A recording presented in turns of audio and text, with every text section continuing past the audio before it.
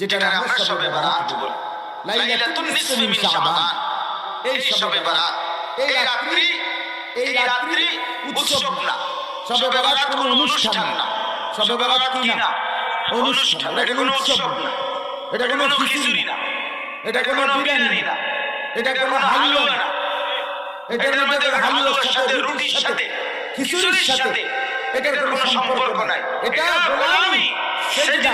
সারা রাত সেজদা দিবেন, তওবা করবেন, গুনাহ মাফ চাইবেন, কোরআন পড়বেন, জিকির করবেন, চোখের পানি ফেলে অঝরে আল্লাহর কাছে কান্নাকাটি করবেন। ভোর হওয়ার আগে জিন্দেগির গুনাহ মাফ করে নেবেন। এটা শবে বারাত, এটা শবে বারাত। আমরা খান হালুয়া রুটি জিজ্ঞাসা, উর্দু কিতাবে আমরা পড়ছি, জিজ্ঞাসা করছে যে শবে বারাতে হালুয়া রুটি খান কেন? ওই যে নবীজি